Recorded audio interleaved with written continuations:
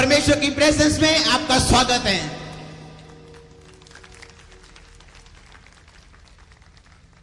Bible में लिखा है जब दाऊद गोलियत को मारने के लिए गया तो शाऊल ने बोला मेरी तलवार साथ ले जा, इसको टोप पहनाओ, मेरे वस्त्र पहनाओ, इसको सब चीजें वो दो, इसको मेरे हथियार दो। और बाइबल में लिखा उसे जब पहनाए गए, दाऊद ने उसे पहनने के लिए मना कर दिया और उसने कहा मैं इनको पहन नहीं सकता, मैंने इनको परखा नहीं है। और बाइबल में लिखा अपनी गुलेल लेके 5 नाले के चिकने पत्थर लेके वो गोलियत को मारने के लिए चला।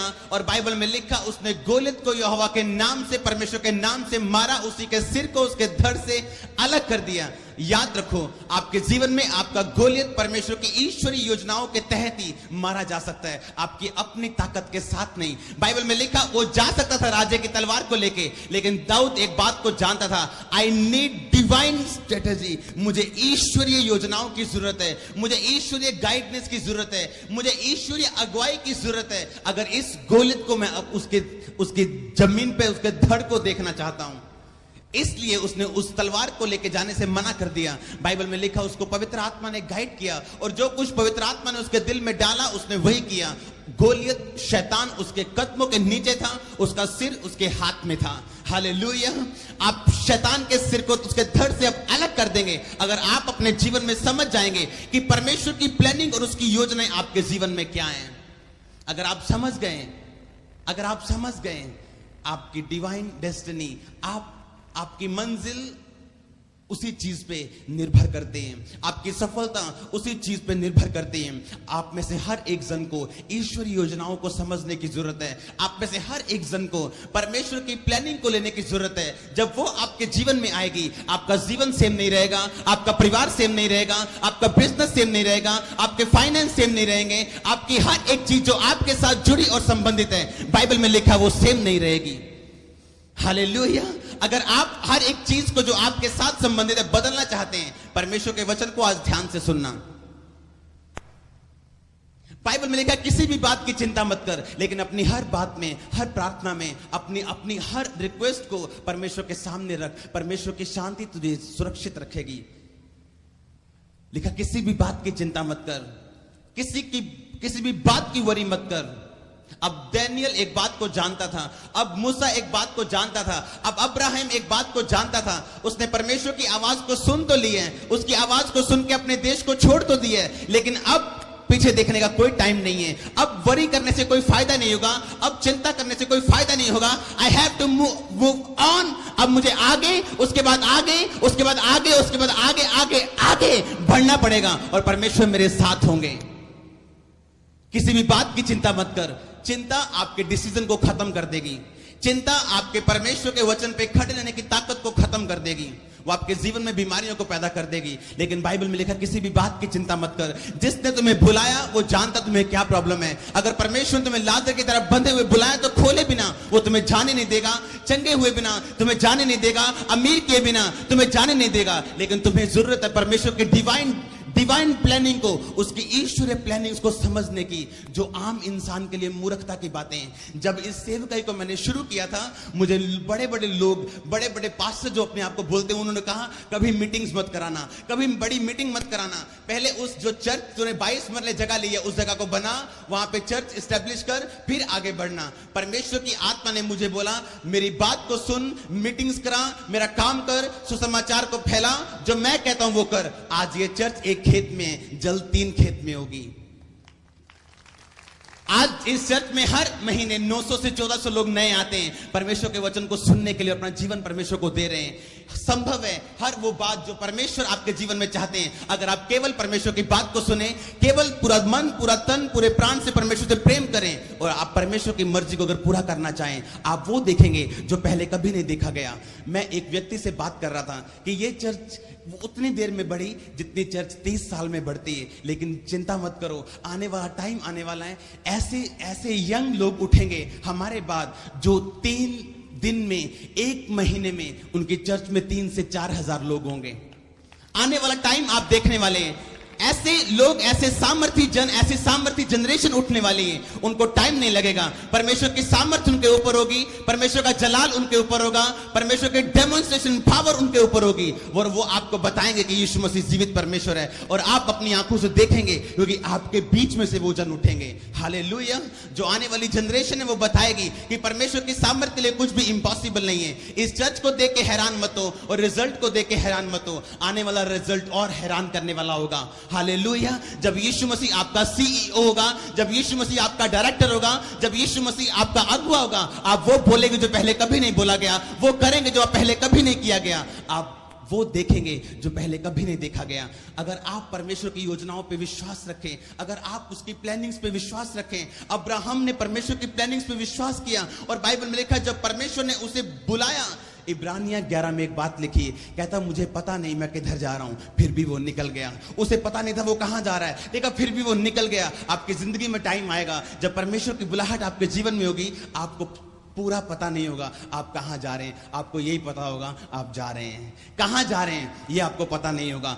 ये वही चीज आपके अंदर विश्वास को पैदा करेगी, जहां जब आप पहुंचेंगे उन जगहों पे जहां परमेश्वर ने आपको भेजने का वायदा किया था, उन आशीषों को जो आप अपने जीवन में देखेंगे, उस संज्ञाई को जब आप अपने जीवन में देखेंगे, उस अमीरी को जब आप अपने जीवन में देखेंगे, उन खुले रास्तों को जिनके लिए आप प्रार्थना करें आप अपने जीवन में देखेंगे, आपको समझ आएगी जिस परमेश्वर ने अब्राहम को बुलाया था और उसको उसने सभी वायदों से पूरा किया, आपके जीवन में सब वायदों को वो पूरा करेगा।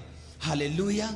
बाइबल में लिखा आपको डिवाइन, आपको ईश्वरीय योजनाओं की जरूरत है, ईश्वरीय समझ की जरूरत है। आने वाले टाइम में आप देखेंगे परमेश्वर के सामर्थ्य को बढ़ते हुए, अजीब कामों को होते हुए, आप अपनी इन्हीं आंखों से देखेंगे। लेकिन परमेश्वर से बात करें कि परमेश्वर मेरी आत्मिक आंखों को खोल। चिंता आपके फ्यूचर को खत्म कर देगी। बाइबल में लिखा किसी भी बात की चिंता मत कर, हर बात को परमेश्वर के सामने रख। किसी भी बात की चिंता मत कर, क्योंकि तू जानता है इस धरती के नीचे ऐसा कुछ भी नहीं जो परमेश्वर की मर्जी के बिना नहीं होता।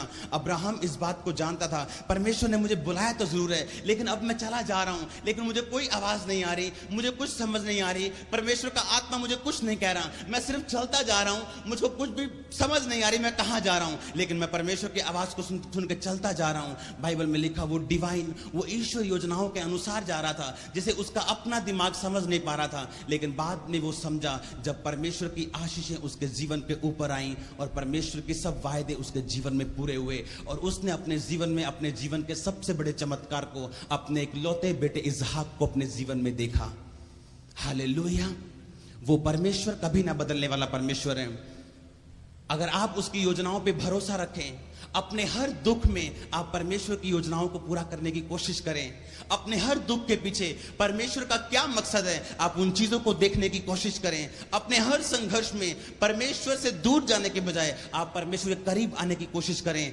गलतियां करने के बाद प्रभु से दूर जाने के बजाय प्रभु के और करीब आने की कोशिश करें। आप उसकी प्लानिंग्स को समझ पाएंगे, आप समझ पाएंगे परमेश्वर की योजनाएं आपके जीवन में भली हैं। शैतान जो आपको दिखा रहा है वो झूठ है। बाइबल में लिखा वो झूठ का पिता है, वो शक का पिता है, वो झूठ का पिता है। सब झूठी बातें शैतान की ओर से हैं।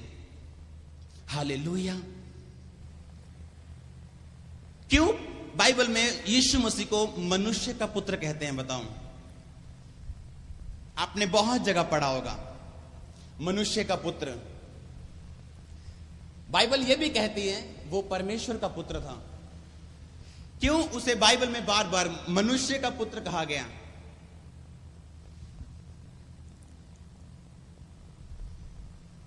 उसे क्यों कहते थे मनुष्य का पुत्र, जबकि वो परमेश्वर का पुत्र था, सन ऑफ गॉड था, लेकिन उसे सन ऑफ मैन भी कहते हैं। जब आप बाइबल में यूहन्ना 11 उसकी 35 में पढ़ते हैं, वहां लिखा यीशु रोया। अगर आप 4:6 में पढ़ते हैं वहां लिखा वो थका। अगर आप 4:7 में पढ़ते हैं तो उसे प्यास लगी। अगर यीशु मसीह अपने आप को केवल as a son of God इस धरती पर रखते तो शायद लोग उनकी बातों पर विश्वास नहीं करते, तो उनको भूख नहीं लगती, उनको प्यास नहीं लगती, वो रोते नहीं, उनमें इमोशंस नहीं होते। बाइबल में लिखा यीशु मसीह ने वो हर एक परीक्षा को सहन किया जो आप पर आने वाली थी। अगर वो परमेश्वर के पुत्र बन के इस धरती पे जीते तो शायद उन कांटों का कोई दर्द उनके जीवन में ना आता। जब कील लगाए जा रहे थे उनको दर्द ना होता। जब कोड़े मारे जा रहे थे उनको दर्द ना होता। बाइबल में लिखा वो इंसान था आपकी तरह और मेरी तरह। जो कुछ आपके साथ हो रहा है, बाइबल में लिखा यीशु मसीह ने उन सब चीजों को फेस किया। जिस तरह शैतान आपको और मुझको परखता है, बाइबल में लिखा यीशु मसीह ने शैतान को परखने की कोशिश की, उसको गिराने की कोशिश की। व्यभिचार का लालच देके, पैसों का लालच देके, इस जगत का लालच देके उसने परमेश्वर को गिराने की कोशिश की और बोला अगर तुम मुझे प्रणाम करे, अगर तुम मेरे सामने झुके, ये सब चीजें, ये सब वैभव मैं तुझे दे दूंगा। लिखा उसे प्यास लगी, उसे भूख लगी, वो रोया, वो थका, यानी वो आपकी तरह था और मेरी तरह था। क्यों? ताकि जब यीशु मसीह अपनी महिमा में पहुंचे, जब यीशु मसीह इन सब कामों को पूरा कर सके, आपको बाद में ये हौसला हो कि अगर प्रभु यीशु मसीह ने उन कामों को पूरा किया, मैं भी कर सकता हूं, क्योंकि यीशु ने कहा था तुम मुझसे बड़े बड़े काम करोगे। जब आप याकूब 5 उसकी 17 और 18 आयत में पढ़ते हैं, बाइबल में लिखा एलिया तुम्हारे समान दुख और सुख भोगी मनुष्य था। वो भी तुम्हारे समान एक व्यक्ति था, लेकिन जब उसने प्रार्थना की गिड़गिड़ा के कि बारिश ना आए, मेघ ना बरसे, ओस ना पड़े, तो लिखा बारिश नहीं आई, ओस नहीं पड़ी। तब बाइबल में लिखा जब उसने प्रार्थना की कि बारिश आए और ओस पड़े, लिखा बारिश आनी शुरू हुई। लिखा एलिया भी तुम्हारे समान, यानी उसको भी तुम्हारे समान शैतान भरमाता था। अगर आप उसकी लाइफ को ध्यान से पढ़ें, जब इजाबेल ने कहा एलिया को मैं मार दूंगी, उसके शरीर को कुत्तों को खिला दूंगी, लिखा एलिया भागा। वो भी तुम्हारे समान डरपोक व्यक्ति था, वो भी तुम्हारे समान दुख और सुख भोगी मनुष्य था। उसने भी सुख और दुखों को देखा, लेकिन लिखा जब उसने प्रार्थना की तो बारिश नहीं आई। लिखा जब उसने फिर प्रार्थना की बारिश आने के लिए, लिखा बारिश आई। उसी तरह बाइबल में लिखा यीशु मसीह आपके जैसा और मेरे जैसा एक व्यक्ति था।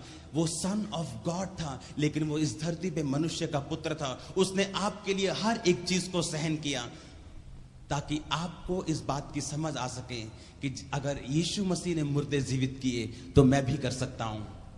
अगर उसने चंगा किया तो मैं भी कर सकता हूं। अगर उसने उन सब बातों को फेस करके जीत हासिल की तो मैं भी कर सकता हूं। इसलिए यीशु मसीह ने लिखा था तुम मुझसे बड़े बड़े काम करोगे, मेरा पिता मुझे बड़े बड़े काम दिखाएगा। यीशु मसीह के जीवन में चमत्कार बढ़ते के बाद बढ़ते चले गए। अभिषेक बढ़ने के बाद बढ़ता चला गया, ग्रेजुअली वो बढ़ता चला गया, बढ़ने के बाद बढ़ता चला गया। उसने अपने पिता की ओर सिर्फ ध्यान दिया, केवल अपनी बुलाहट की ओर ध्यान दिया, केवल पिता को खुश करने की ओर ध्यान दिया, केवल पिता की मर्जी को पूरा करने की ओर ध्यान दिया। लिखा एलिया भी तुम्हारे समान दुख और सुख भोगी मनुष्य था, लेकिन जब उसने प्रार्थना की तो बारिश नहीं आई। जब उसने प्रार्थना की बारिश आने के लिए, लिखा तब बारिश आई। यह साबित करता है आप और मैं परमेश्वर की आशीषों को ले सकते हैं। आप और मैं अपनी प्रार्थनाओं को परमेश्वर के सामने रख सकते हैं। आप और मैं शैतान पर फतेह पा सकते हैं। आप और मैं अपनी चुनौतियों का सामना परमेश्वर के वचन के बीच से कर सकते हैं और जीत सकते हैं, क्योंकि आप जानते हैं परमेश्वर हमारे साथ है, उसका जीवन हमारे साथ है जो हर एक मृत्यु को खत्म कर सकता है। हालेलुया। बाइबल में लिखा एलिया तुम्हारे समान, जब आप याकूब 5 उसकी 17-18 आयत में पढ़ते हैं, लिखा एलिया तुम्हारे समान सुख और दुख भोगी मनुष्य था। जब उसने गिड़गिड़ा के प्रार्थना की कि मेघ न बरसे, लिखा परमेश्वर ने 3.5 साल मेघ नहीं बरसाया। लिखा जब उसने प्रार्थना की कि बारिश आए, लिखा फिर बारिश आनी शुरू हुई। यीशु मसीह उनकी सुनते जो उसकी सुनते हैं, वो उनके साथ वफादार है जो उनके साथ वफादार है। हालेलुया। जिस नाप से तुम नापोगे उसी नाप से तुम्हारे लिए नापा जाएगा। दो तो तुम्हें भी दिया जाएगा। बाइबल में लिखा दया करो तो तुम्हारे ऊपर भी दया की जाएगी। किसी भी बात की चिंता मत करो, क्योंकि आप जानते हैं आपका परमेश्वर आपकी सुन रहे हैं। हालेलुया। वो आपकी सुन रहे हैं। स्लोली बट श्योरली वो आपके जीवन में काम कर रहे हैं। अब्राहम के जीवन में उसकी प्रार्थना को वो सुन रहा था। स्लोली बट श्योरली उसके जीवन में वो काम कर रहा था। वो जानता था एक दिन आएगा जब उसे उत्तर मिलेगा, एक दिन आएगा जब वो झूमेगा, एक दिन आएगा जब वो गवाही देने के काबिल होगा, एक दिन आएगा जब वो परमेश्वर की महिमा को करेगा। हालेलुया। वो जानता था परमेश्वर उसके जीवन में काम कर रहा है, स्लोली बट श्योरली। हालेलुया। लेकिन तब तक परमेश्वर की योजनाओं में बने रहना, तब तक परमेश्वर के धीरज में बने रहना, तब तक परमेश्वर की योजनाओं पे भरोसा रखना और अपने दिमाग में उठी हर नेगेटिव बात को कैंसिल करना, शैतान की किसी बात पे विश्वास ना करना। वो चंगा करे ना करे, उस परमेश्वर पे विश्वास करना। वो छुड़ाए ना छुड़ाए, उसकी वर्शिप करते रहना कि वो छुड़ाने वाला परमेश्वर है। वो आशीष दे ना दे, उसकी आराधना करते रहना कि वो आशीष देने वाला परमेश्वर है। आपको आशीषों का वारिस बना देगा। हालेलुया। मसीह में चलते चलते लिखा, किसी भी बात की चिंता मत करना, क्योंकि तुम जानते हो इस धरती के नीचे ऐसा कुछ भी नहीं है जो परमेश्वर की मर्जी के बिना नहीं होता। यूसुफ का गड्ढा भी उसकी मर्जी के मुताबिक था।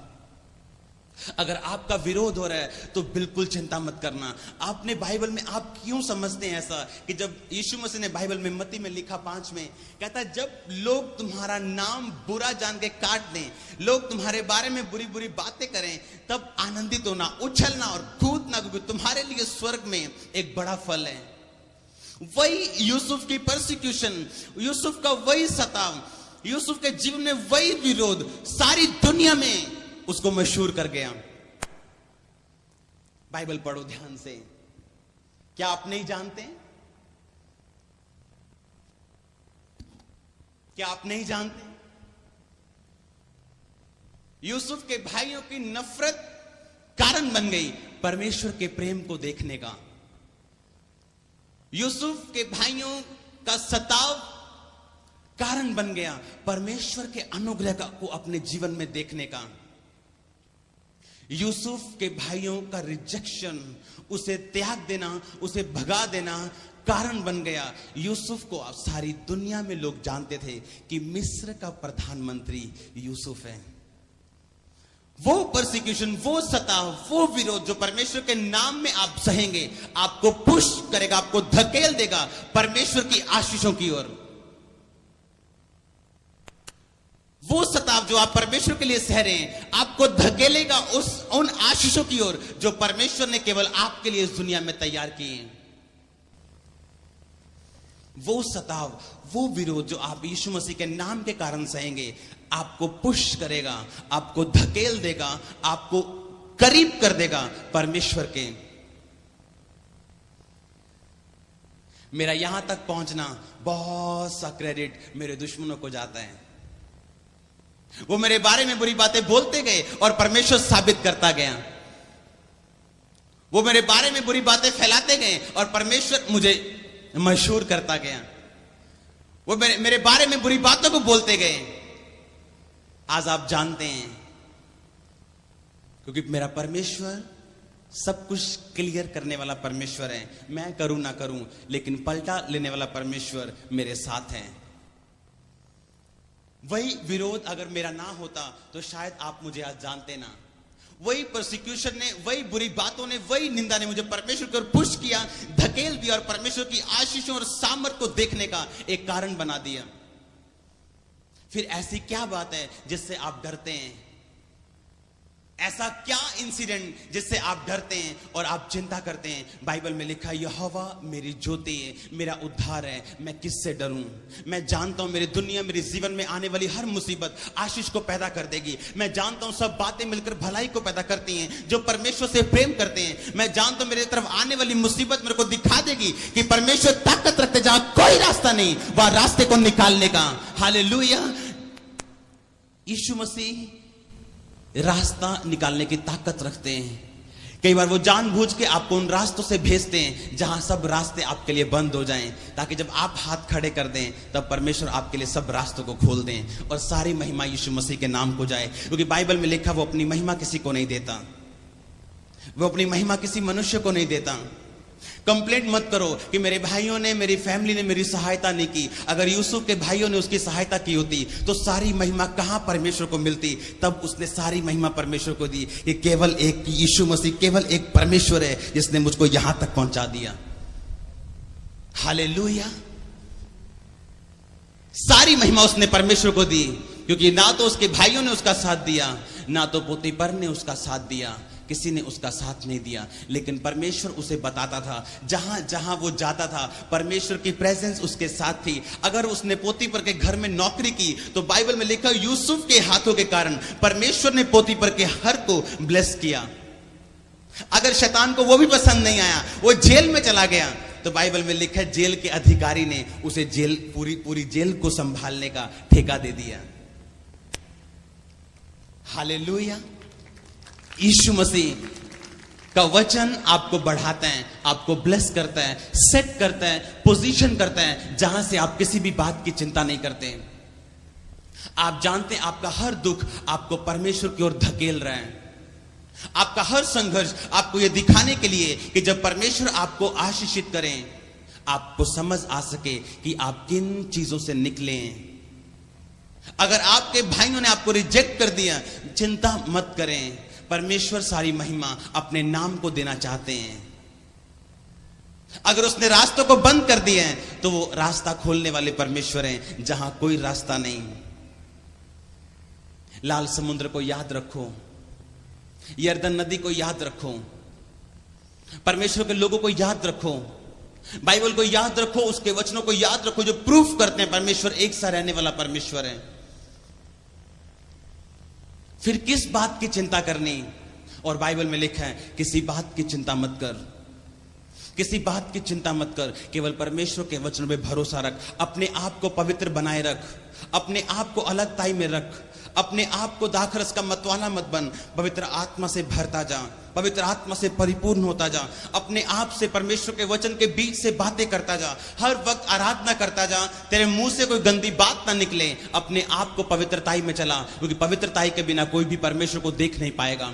अगर कोई चीज आपको परमेश्वर के वायदों से जुदा कर सकती है, वो केवल आप हैं। अगर माफ ना करने से सबसे ज्यादा नुकसान किसी व्यक्ति को है, वो केवल आप हैं। पवित्रताई में ना रहने से अगर सबसे ज्यादा नुकसान किसी व्यक्ति को है, वो आप हैं। माफ ना करने से अगर सबसे ज्यादा नुकसान किसी व्यक्ति को होता है, तो वो आप खुद हैं। हालेलुया। परमेश्वर नहीं चाहता हम संघर्ष करें, वो नहीं चाहता हम डरें, वो नहीं चाहता हम घटी में रहें। वो सब कुछ पूरा करने वाला परमेश्वर है, वो सब चीजों को पूरा करने वाला परमेश्वर है। सब आशीषों को, सब वायदों को वो कामिल और सिद्ध करने वाला परमेश्वर है। सब प्रार्थनाओं का उत्तर देने वाला परमेश्वर है। भरोसा रखें, अपने जीवन के हर परिस्थिति में उस पर भरोसा रखें।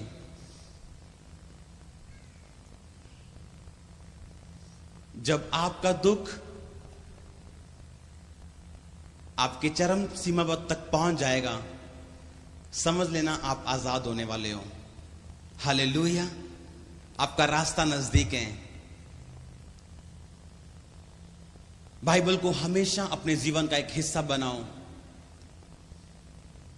परमेश्वर आपके जीवन को ट्रांसफर कर देंगे, एक डरपोक व्यक्ति से एक दलेर व्यक्ति के रूप में, एक गरीब व्यक्ति से आशीषित व्यक्ति के रूप में। हालेलुया। अगर वो अजीब परिस्थितियों का इस्तेमाल करें आपको अपने करीब लेके जाने के लिए, उस पे भरोसा रखें, उसके वचनों पे भरोसा रखें, अपने आप को अधीनगी में चलाएं परमेश्वर के वचनों की और उसके लोगों की, ताकि परमेश्वर आपको उचित टाइम पे बढ़ा सकें। बाइबल में लिखा